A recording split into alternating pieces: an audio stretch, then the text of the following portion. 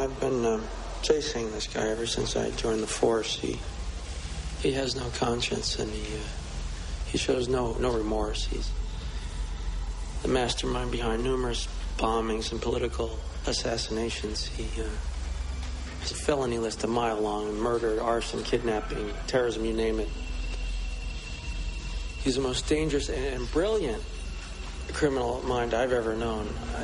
For years, I've been watching him, tracking him, studying his every move. I know his every mannerism, facial tic, gesture. I know him better than he knows himself. And now, after all this time, I finally figured out a way to trap him. I will become him.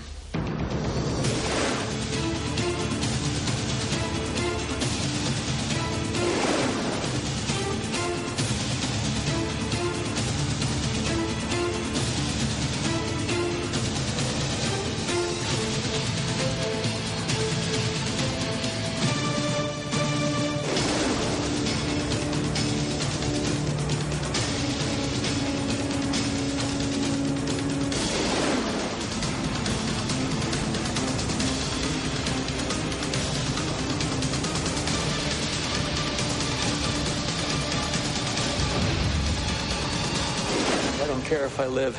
You're not having any fun, are you, Sean? Try terrorism for hire. We'll blow some stuff up. It's more fun.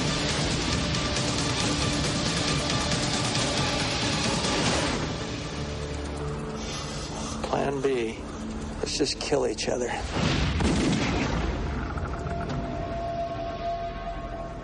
Hello and welcome to The Complete Works, an in-depth look into the career and filmography of Nicolas Cage. My name is Mike Smith. Or am I Mike DeCriscio? Whoa. And joining me on this journey in the depths of true Cagedom is my friend, co-host, and fellow Cageaholic, Mike Smith DeCriscio. Whoa! So, guys, today we are indeed discussing the final film in what we've decided to call the We Made It Ma trilogy. Right, Mike? Yep. It took us the third episode to come up with that idea. We've been quoting "We Made It Ma" over and over again for weeks now, and now that we finally reached the end of it, we finally have a name for the three movies. So, of course, this is the three films that cemented Nicolas Cage as an action star, all released within a year and a half of each other. First, there was Michael Bay's magnum opus, The Rock, and then there was the gleefully insane Simon West joint, Con Air, and now, finally, we have reached the film with arguably one of the most insane premises in film history. John Woo's Face Off. Are you excited to talk about Face Off, Mike? Oh my God, how could I not be? Yeah, this is going to be a fun discussion, I think. Now, guys, Face Off started out as a spec script as early as 1990 with screenwriters Mike Werb and Michael Collery bringing it to a bunch of different studios and producers before it landed in the lap of Michael Douglas, who they had hoped would star in the movie alongside Harrison Ford. Now, if you notice, Mike... What? Give you a second to collect yourself. Now, if you notice, Mike, I don't know if you noticed the opening credits, Michael Douglas is actually credited as a producer on the final movie. I don't think I noticed that. How about that? Well, there's that. So Michael Douglas and Harrison Ford were a pair that were looked at for this movie. Other pairs that were looked at for this movie: Arnold Schwarzenegger and Sylvester Stallone. They were considered. Bruce Willis and Alec Baldwin were thought of for this movie.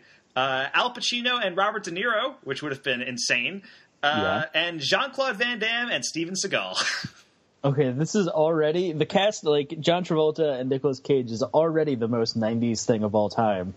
Yet, somehow, all of those other options are more 90s.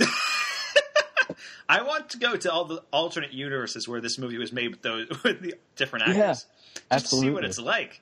Because, and eventually... Acclaimed action filmmaker John Woo got attached to the project. If you're not familiar with John Woo, he's known for a ton of Hong Kong action movies like Bullet in the Head and Hard Boiled, and at this point in his career, he had moved on to Hollywood, directing films like Hard Target and Broken Arrow. Face Off was the first Hollywood film in which Woo got pretty much total creative control, without a ton of studio interference, and you texted me after watching it that it is basically the most John Woo film ever made. Yeah. Knowing that fact now, it makes a lot of sense. Yeah, a few years ago, Wu actually left Hollywood, and he's gone back to Hong Kong, where he is most recently directing a 2-part film entitled The Crossing. I think both parts of that are out now. I don't know if they're available in the U.S., but that was released. Now, being a John Woo film, Face Off made heavy use of over-the-top, grand, operatic action set pieces. This film's budget was $80 million, and you can see them blowing that budget up on screen. Yep. And it's actually pretty fun to watch. Oh yeah, that too. Absolutely. And it's easy. It's easy to just look at this movie as a great action movie, but give credit to the film's screenplay as well, because it has a lot of subtle nuances that I feel like you think I'm joking, but I'm not. No, it's just lots of subtle nuances mixed in with car chases that are actually helicopters and jet planes. Right, boats flying through other boats. Yeah. But for example, the names Castor and Pollux, they're the names of the Troy brothers. Castor and Pollux are the names of the 2 major stars that make up the constellation Gemini. And Sean Archer is named after Sagittarius the Archer, which is the constellation that is diametrically opposite from Gemini. There's That's way too deep for what this movie is. There are so many intellectual underpinnings in Face Off, man. Also, on that subject, they make a point to note the blood type of both Nicolas Cage and John Travolta in the movie, Castor Troy and Sean Archer. I did notice that one. Yeah, and Sean Archer's blood type is O positive. Nicolas Cage's is AB, I think. And O positive is the universal donor. Anybody can have O positive blood, which is like enforcing the fact that Sean Archer is the good guy, whereas AB blood can just take a lot of things but can't go anywhere. And so Castor Troy is always the bad guy. So many intellectual nuances underpinning Face Off, man. I'm telling you. And this film was actually originally set in the future. Really? Yes, which might have made the Face Off technology seem plausible. No, I really like the idea of this just like secret Black Ops military technology in like 1997 or whatever this movie came out. Yeah, that allows us to replace faces. Yes, and John Woo actually ended up deciding against the future thing because that's exactly his reasoning, I believe. Now, originally, Nicolas Cage turned down the role of Castor Troy because he was not interested in playing the villain. But then he found out he'd actually be playing the hero for most of the movie. Right. And he quickly signed on.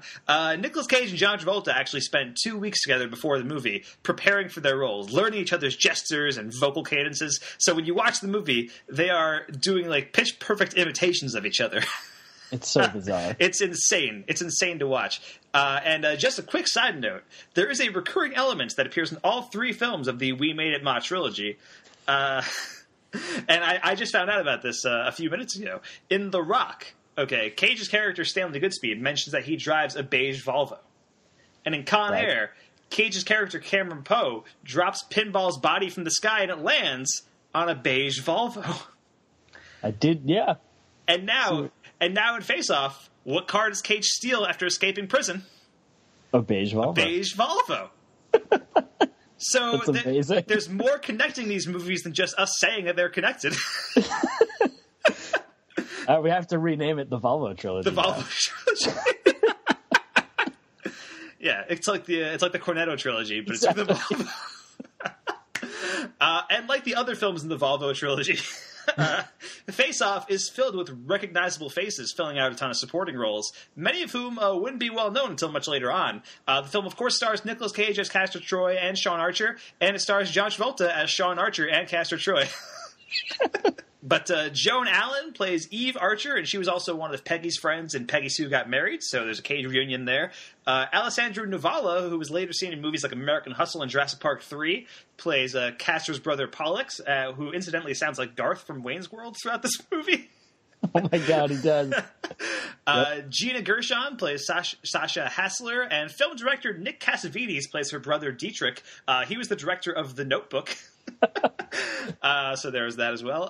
Dominique Swain plays Archer's daughter Jamie, while Harv Presnell plays Archer's boss Victor Lazaro. And then you've got Combe Fieri as Dr. Malcolm Walsh, CCH Pounder from The Shield as Dr. Miller, Robert Wisdom from The Wire as Tito, freaking Margaret Cho as Wanda, James Denton from Desperate Housewives as Buzz, Tommy Flanagan from Sons of Anarchy as Leo, Danny Masterson from That 70s Show as Carl, Matt Ross, who's Gavin Belson on Silicon Valley as Loomis, John Carroll Lynch as Walton the Prison Guard, Norm from Fargo, and the Zodiac Killer from Zodiac.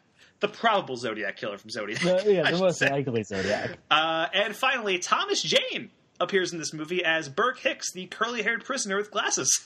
Yep. So it's just like a huge list of people who would go on to be very successful in TV after this movie came out. So that's pretty cool. And again, Face Off was directed by John Woo 1 year after Broken Arrow and 3 years before his next film, Mission Impossible 2. And the film was written by Mike Werb and Michael Colleary. Mike Werb also ended up writing another film dealing with the distortion and misuse of people's faces, 1994's The Mask, starring Jim Carrey. God damn it. So there's that.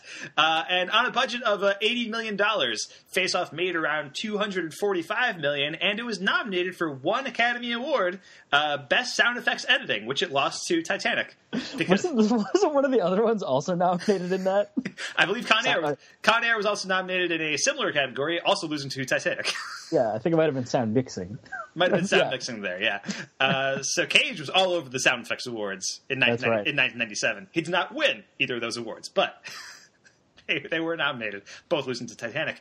Face Off did, however, win Saturn Awards for writing and directing, and it won the MTV Movie Award for Best Action Scene, which was the speedboat chase, and Best Duo for Travolta and Cage. There you go. So there's that. And then the IMDb plot synopsis for Face Off reads, in order to foil an extortion plot, an FBI agent undergoes a face transplant surgery and assumes the identity and physical appearance of a ruthless terrorist. But the plan turns from bad to worse when the same criminal impersonates the cop. Whoa. So, Mike, what are your overall thoughts on Face Off? What did you expect going into this? Had you seen Face Off before? I had not actually seen Face Off, no. Okay. So I went in knowing it's crazy, it's going to be silly and weird, and but I was pumped for it, as we've talked about with the other two, with The Rock and Con Air. Those are the things we enjoy. Right. We like those a lot. And so I went in, with the excitement and just straight away. So we have this whole weird montage of Cage planting a bomb, which is crazy. But even it's after that where I was like, oh, this is going to be it. Where we have Cage arriving at an airport, and during the opening credits the whole time, and he exits the car in slow motion. His jacket is windswept and billowing. The giant trench coat, billowing in the wind.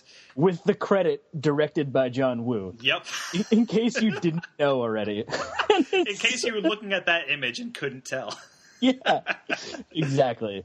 So from then on, from that moment, I was like, this is it. This is going to be the one. Yep. And it's just balls to the wall insanity. Literally, we have a chase scene between a helicopter and a private jet on a runway. And it's complete with bumping into the rear of the car to get it to spin out. It's crazy. Yeah. And it's just fun throughout. It drags a little bit for me, I think. It gets kind of slow, and it's 2 hours and 20 minutes or so. Right. This could have been a really tight, 90-minute insane action movie, but it's still fun all the way through. Absolutely. For me. Yeah, I would say, Face Off is the perfect distillation of everything John Woo.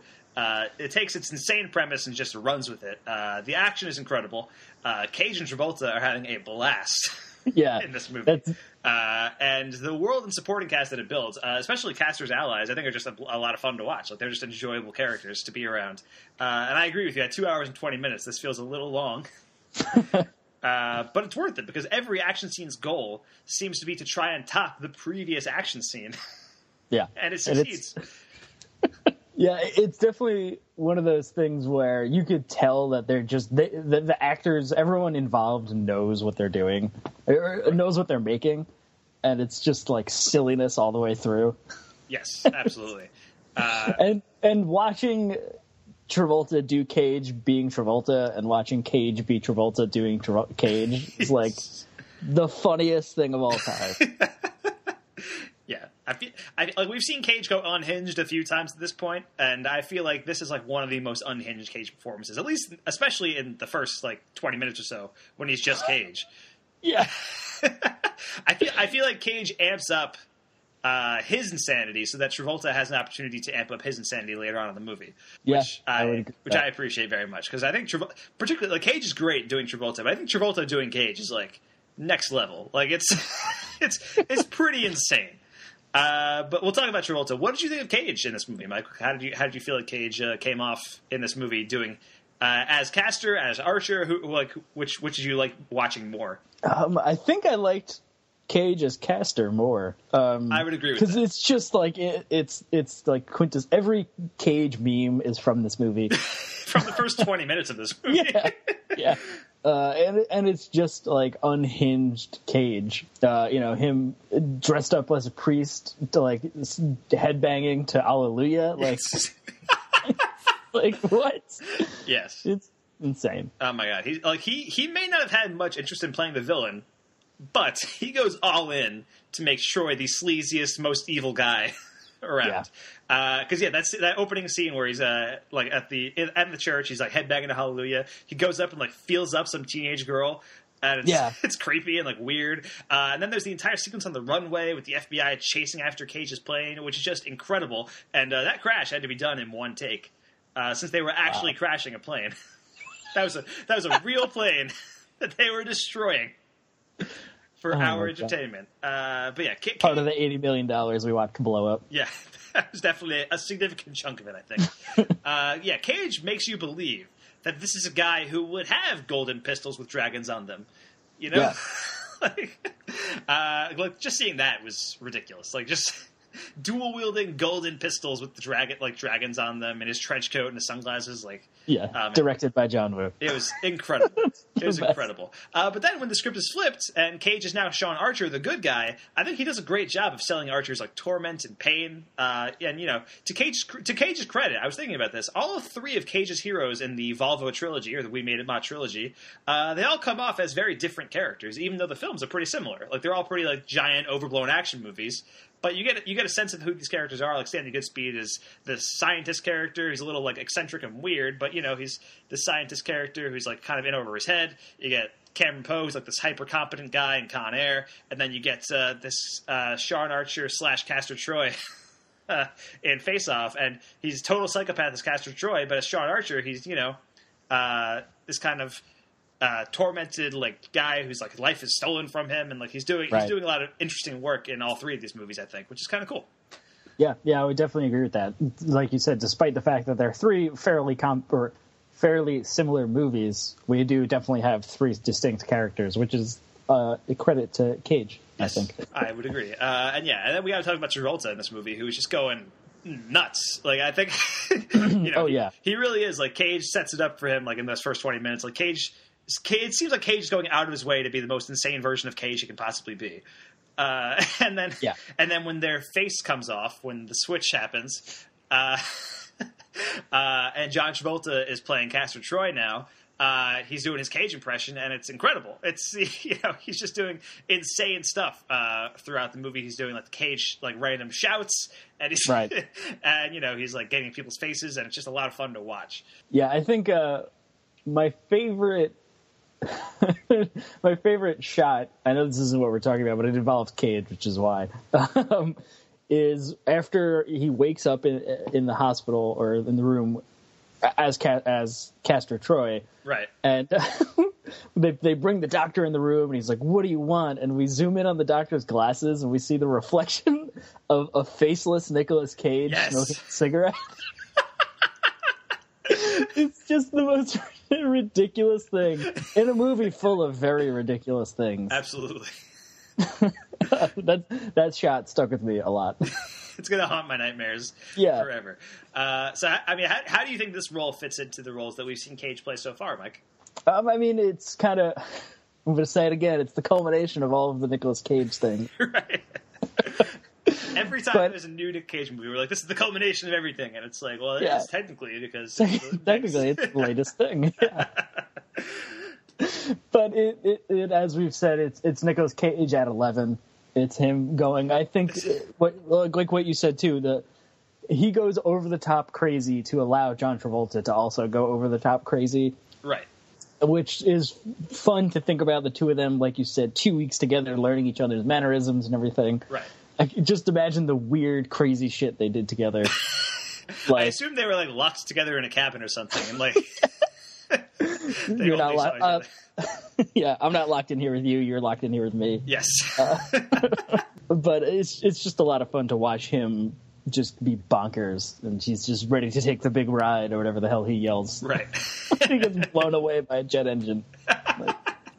Yes. Yeah. And so we've seen Cage play the villain before a couple times. We saw it in Deadfall, right? We saw it in Kiss of Death. A Vampire's Kiss, I suppose, would count. But it seems at this point in his career, he much prefers playing the hero, right? Like that's like he almost turned down this movie until he found out he could be the hero for most of the time, for most of it. Right. He did The Rock and Con Air where he was the hero. This is also around the time that Superman Lives was trying to get off the ground, where Cage was going to star as Superman in the Superman movie that never happened. Right. And that's actually a movie we should probably end up talking about at some point. There was a documentary which was released like last year or 2 years ago called The Death of Superman Lives, What Happened. And I don't think Cage is in it, but it's probably... No, I think I've seen it, right? It was like a Kevin Smith thing, I think? I think Kevin Smith is interviewed, because Kevin Smith wrote Superman Lives. That's what it was, yeah. It was going to be written by Kevin Smith, directed by Tim Burton, and starring Nicolas Cage. Which, like, where is the alternate universe where I can watch that? Yeah, I want the Michael Douglas, Harrison Ford face-off and the Nicolas Cage Superman Lives. I want that universe. But so I think we'll probably talk about the documentary at some point. Yeah, I don't think Cage appears in it. But, no, I've seen it before, or I've seen most of it. Yeah, it's pretty interesting. There was some crazy shit that they wanted to do, which is awesome. I'm sure there was. Yeah, but I think it's probably worth talking about for this podcast because it's about a movie that Cage was supposed to star in. Sure. But so yeah, around this time that movie was trying to get off the ground. So it seems like he's really into hero mode now, like action blockbuster hero mode now. That's what he wants to do. That's what he wants to be. And we are in full on action blockbuster movie star box office draw Cage. Like this is. Oh yeah. This is part 3 of the We Made It Bot trilogy, the Volvo trilogy. So yeah, this is, as we've been saying. He doesn't go back to this, or he doesn't. There's a pre and post this moment. Right. Nicolas Cage. This is peak blockbuster draw Nicolas Cage, which is pretty big. And there will be blockbusters in the future. He's still a box office draw for a long time, but I think these 3 movies are like the pinnacle of like 90s action excess to the extreme. So we'll talk about some scenes that stood out to you, Mike. Like, give me what do you think stood out to you in this movie? Well, I think the whole climax starting with in the church. Yes. And then the next 25 minutes, I think. Yeah. You know shit's going down when we start seeing doves walking in slow motion. But for real. As soon as I saw those doves, I was like, here we fucking go. Yeah. Yeah, it's hilarious. It's John Travolta yelling as Nicolas Cage in Latin, and starting a shootout in a church with doves everywhere. It's just a sight to behold. It is. Yeah, it's a totally insane climax that only John Woo could do. You know, Woo could possibly do better. Gotcha. You know? Perfect. It takes place in a church. It's scored by a choir. There are doves everywhere. Travolta does a Christ pose at one point, and then it cuts to Jesus, and it made me laugh so hard.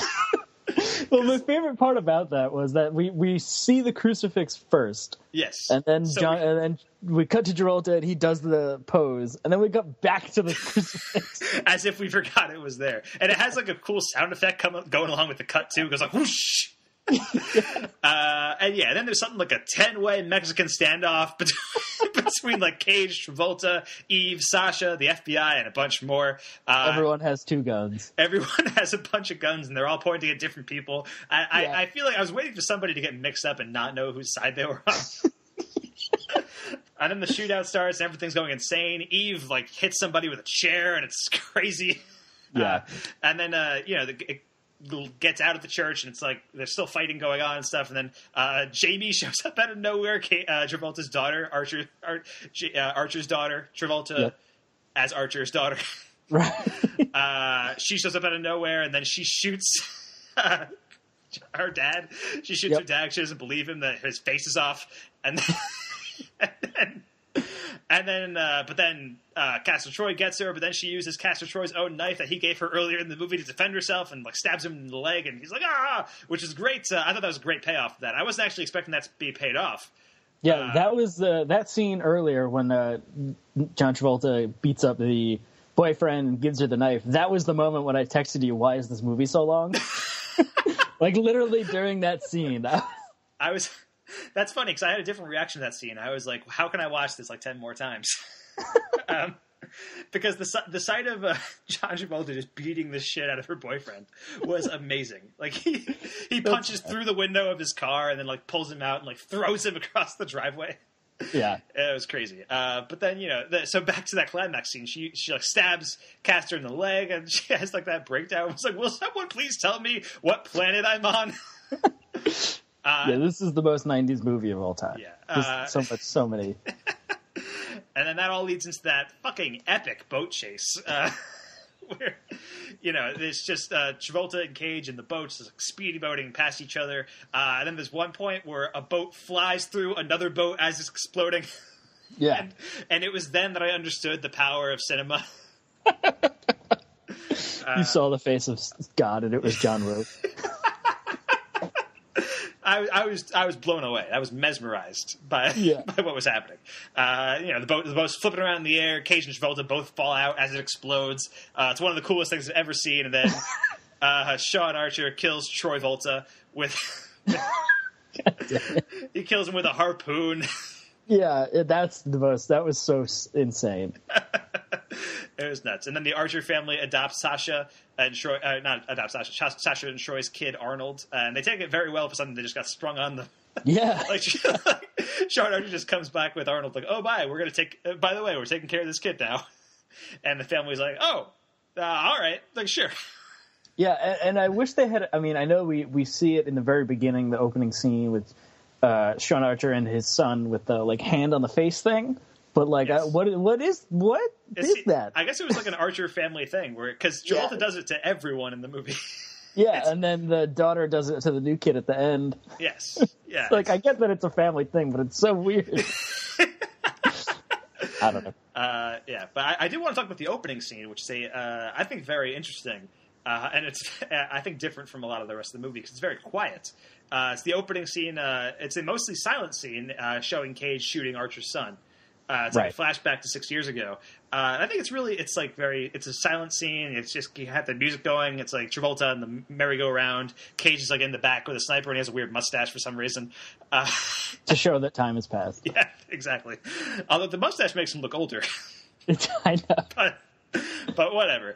And then he shoots Travolta and the bullet goes through him and it hits his son and his son dies. And it's this very like dramatic, like a very like operatic scene. Like it's like this kind of like silent movie acting almost of like this kind of grandiose thing that's happening. And I thought that was very effective. Yeah, I think it's also interesting too. It deals with that, like the intellectual underpinnings of this movie, where it seems like it's on purpose, and a lot of John Travolta's whole life becomes about that moment, and he even says an inch to the right and it kills me instead. Right. And all this stuff. And then at the very end, Nicolas Cage reveals, or Castor Troy reveals, that he was trying to kill Travolta. The kid was an accident. Right. Or at least he claims it was. And it's one of those, like, the spiral of grief and what it could do to people and all this really interesting things mixed in with this crazy movie. Crazy, insane movie where people's faces come off and go on other people's faces. Yeah. Exactly. Yeah. And then it transitions right from that scene into the scene where Cage is dressed as a preacher with the church chorus. Right. Which is a total insanity from minute one. And that goes into the airport runway scene with Cage with the golden guns and trench coat blowing in the wind. Doing the shrug guy. Doing the shrug guy thing. It's that was amazing. So the scene starts off with the Cage gets on the plane. There's this woman on the plane, and he starts like hitting on her, and she says something like, "If I let you suck my tongue, would you be grateful?" And she starts making out with him, and I was like, "Oh, that's weird." Then it turns out she's an undercover FBI agent, and I was like, "Okay, that makes more sense." Yeah. But then he kills her. and Travolta sees him do it, and then Cage like looks back at Travolta as the plane is like rolling down the runway, and Cage just does a little shruggy guy thing, like, yeah, what are you gonna do? It's great. It's fantastic. And then Travolta, like eventually Travolta gets Cage at gunpoint, and Cage has like a mini breakdown freakout thing. And he's like talking to Travolta, and he's shouting things like, "I don't give a fuck," or right. And stuff like that. It's just that scene also made me wonder: is Archer the cartoon partly based on this character? I mean, I know Archer the cartoon is based on all action heroes in general, but they make a point about how he can count bullets. I thought about that too. And that's a huge running joke through the Archer show. Yes, that was my first thought actually when I heard, because Cage says it first and then Archer says it again right after that, and it's like that was my first thought, was that like it was an Archer joke. Yeah, and to be fair, Archer gets it right and Cage gets it wrong, or Troy gets it wrong in the scene. So that man was like, that's got to be where they got that from. I would not be surprised. Not be surprised. And other scenes. Cage waking up without his face was awesome. It's like a weird like body horror moment in the middle of this like insane action movie. Yeah, and we only see glimpses of Cage without his face. Like it's mostly shot from behind, so you only see the back of his head a lot of the time, or the side. There's one bit where like the camera very quickly pans over like Cage's face from the side, and you see like a glimpse of his face, and then it cuts away very quick. Yeah, and then again you see like the reflection in that guy's sunglasses. Cage like smoking a cigarette with no face. There's just blood vessels and it's weird. It's funny. It's like super. It's such a goofy sight, but it's like also kind of creepy and like menacing. Yeah, and his like what do you want me to do? It's like, take one goddamn guess.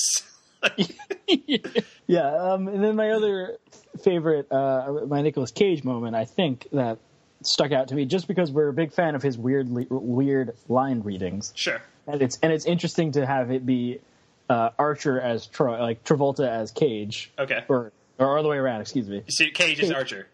Right? Yeah, Cage is Archer. There we go. Okay. When he's talking to his brother in the prison. And he's like, "Oh yeah, that bomb you built, it's a work of art. It belongs in the loo." and he stretches out the word loo for so long. Yep. It's just one of those things. I was like, nailed it. Yes, that was great. Also, that prison was insane, right? Like that's future prison. The way now that you tell me that it was supposed to be set in the future, that makes a lot more sense now. Makes a lot more sense. But it's like a magnetic prison where all the prisoners are forced to wear these gigantic magnetic boots. Yeah, they're forced to wear the boots from Zelda. They're actually literally the boots from the movie Super Mario Brothers that the Goombas wear. They were. You're right. Oh my god. Like that's not. I'm not making that up. That's a trivia fact. That's amazing. The same boots. So there's that. So these magnetic boots that keep them like magnified to the ground, I guess. Like they keep the prisoners in line or whatever. But I think everything in the prison was hilarious. Like it was just nutty from the get go. There's the scene where Cage like gets into a fight with Thomas Jane. Was nuts, and like Bollock's line like, "Oh well, after he went into prison, you had a 3-way with his wife and sister." And Cage's like, "Oh well, I can see why he'd be upset." It's amazing. It's definitely one of those like comic book moments where like Cage breaks out finally, and then it turns out he's just on like an oil rigging platform in the middle of the ocean. Like that screams like superhero prison to me. Yes, that whole prison break sequence was fantastic because you get Cage like sort of the electric chair, like they were gonna mess with him, and then he gets out. The prisoner helps him escape, and then he like blows up a giant thing of sulfuric acid and. And it gets on some of the guards, and one of the guards is Norm from Fargo, which is cool, and and then he finally gets up to the top, and there's like this giant like 1984 style TV in the prison. That's exactly what it is too. It reminded me of the Apple ad that were the classic Apple ad where they break the screen, and it was just super weird, and you get to see like Cage is able to watch Travolta as Castor Troy defusing the bomb and being like a local hero. Right. And he has like a line. What did he say? It was like, "Oh yeah, interception. Now our side's got the ball. Sorry." And yeah, he gets out and he gets on top of the oil rig, and it's just like he's just on the helicopter, he's in the middle of the ocean, and then suddenly a giant helicopter shows up, and it's Cage versus a helicopter. Oh my god. Which was pretty awesome as well, and he eventually dives into the ocean. I don't think it shows how he gets back from the ocean, right? We just know that he jumps off the platform. We just assume he swims back to I think wherever they are. Right, I think after that scene, it's around there, I think, maybe, we get the greatest... Margaret Cho gets the best zinger in the whole movie. When she asked, "Sir, did you just have surgery?" He's like, "What do you mean?" He's like, "Did someone take the stick out of your ass?" And it's the most ridiculous. Yeah, and the rest of the FBI team just goes into like uproarious laughter. Yeah. It's amazing. That was pretty great. And yeah, I also loved... in the prison, when Archer Cage, like when he first gets there, he's beating the shit out of Thomas Jane, and Archer Cage like sort of gets into being Castor in the prison, and like Thomas Jane says something to him, and it's like the prisoners the prisoners around them are like sitcom audience. Yeah. Where it says like, "Hey, boy," like, "Oh, I guess you're stuck in prison," and the prisoners like, "Ooh." Oh my god! So I do want to mention that made me laugh. The prison's very weird. Everything about it. It's just a weird thing. Also, there's the scene where Cage as Archer shows up at Castor's old like hideout, like his buddies, the Hassler's house, and there's like they have a whole scene where they just keep saying the words "face off" over and over again. I'd like to take his face off.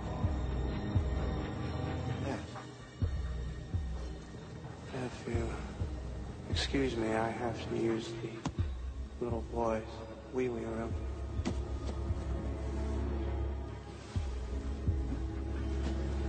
Cat. You want to take his face? Yes. His face. Oh. The eyes, nose, skin. It's coming off. The face. Yeah. And I mentioned in our last review there was a scene in The Rock where they say "Welcome to the Rock," and there's a scene in Con Air where they say "Welcome to Con Air."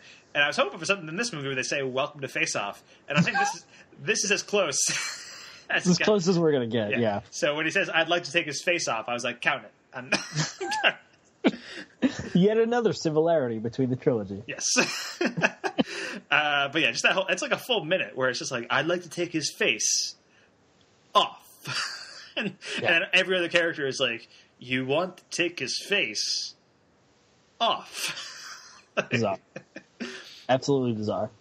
Yeah. What did you think of Gina Gershon's character in this movie, Sasha? I liked her a lot. It's cool. I think she's just doing Gina Gershon. Yeah. I mean, she was a year before this, she was in the movie Bound, which is incredible. I don't know if you've ever seen Bound. I'm not sure. That's the Wachowskis' first movie, actually, and she plays like it's like an erotic lesbian thriller. Is that with Jennifer Tilly, I think? Yes, with Jennifer Tilly. Okay, yeah, I have seen that, yeah. It's good, right? It's crazy. It's insane.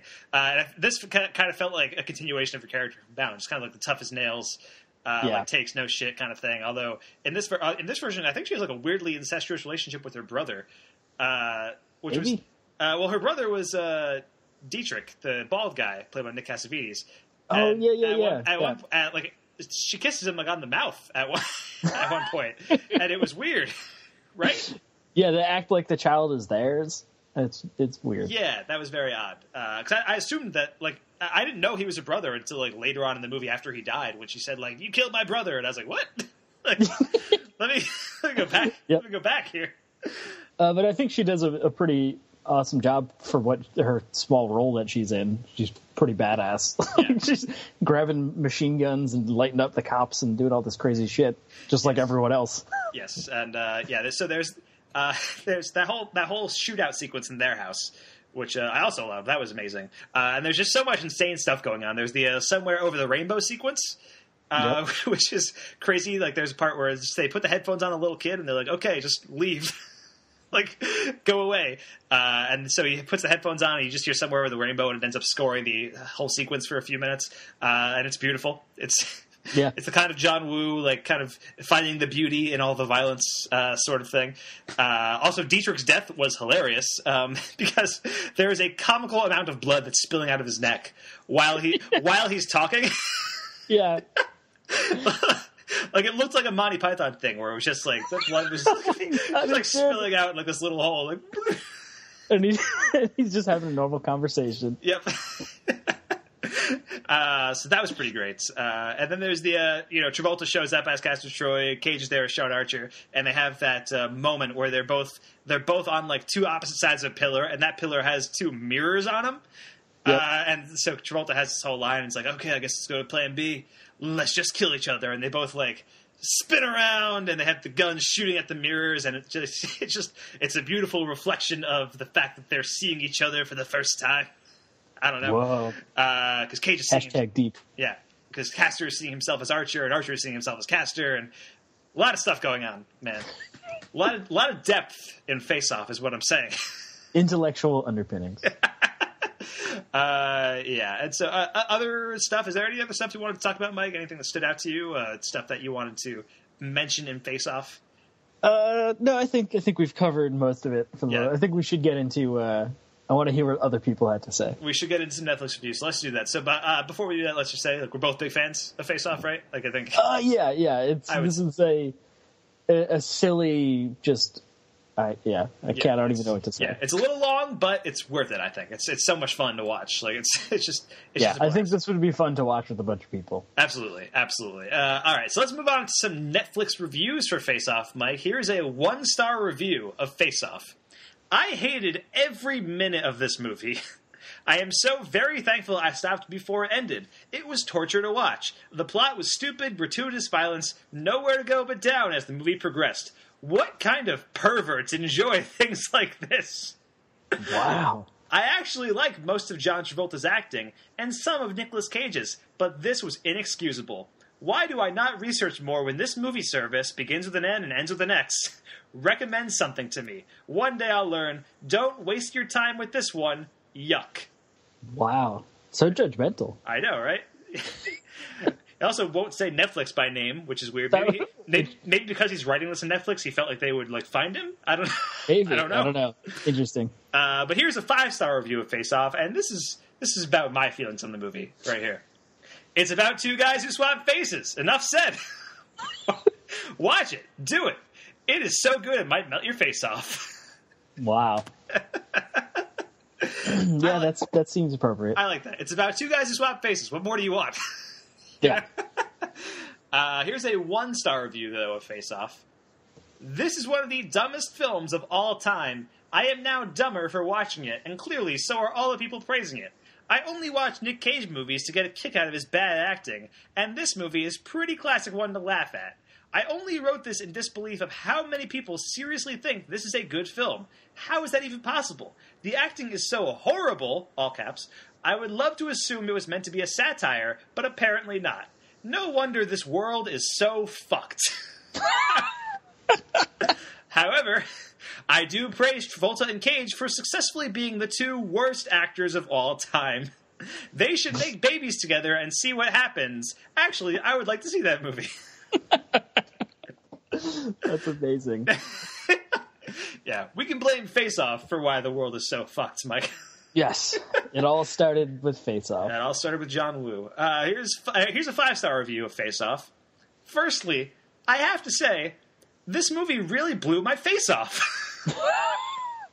It is like Nicolas Cage had two faces. That's something I really like to see in a movie.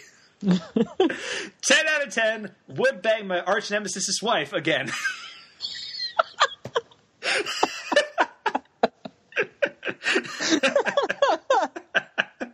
That was amazing.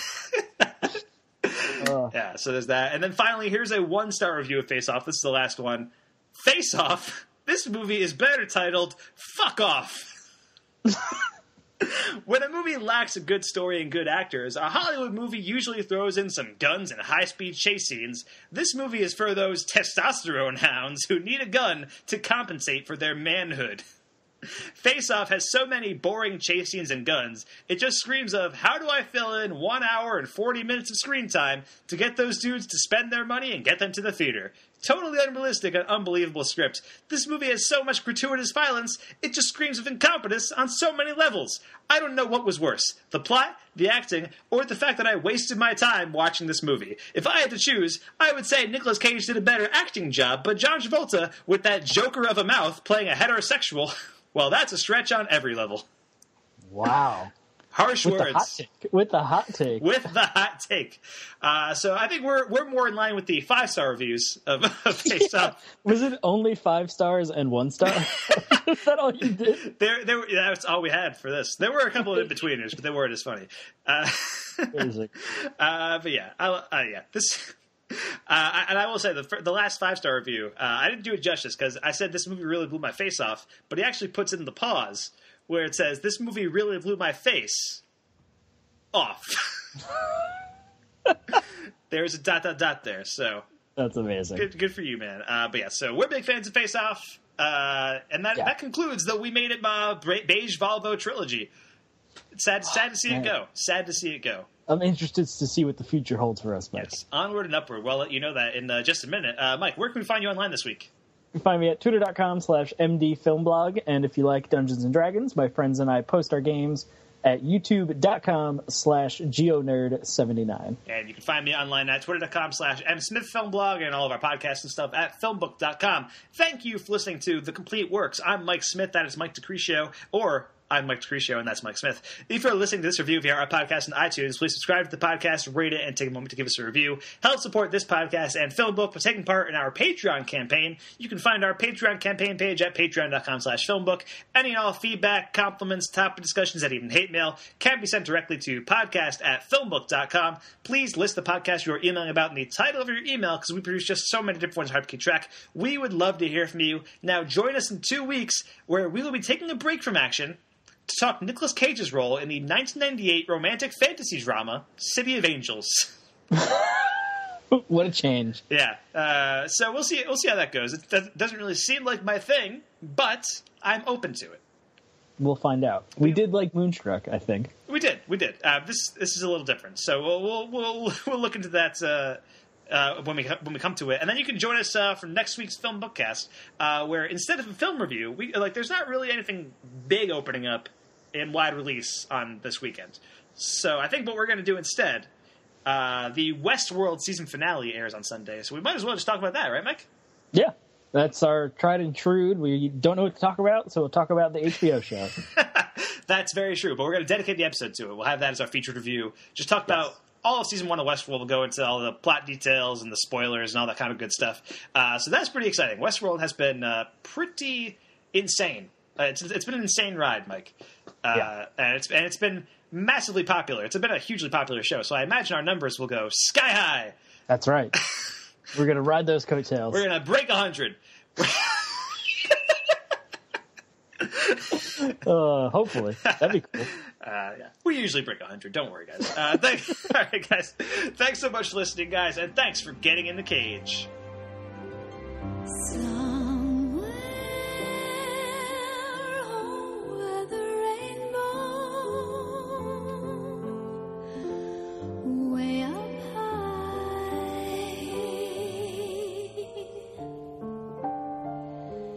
there's a land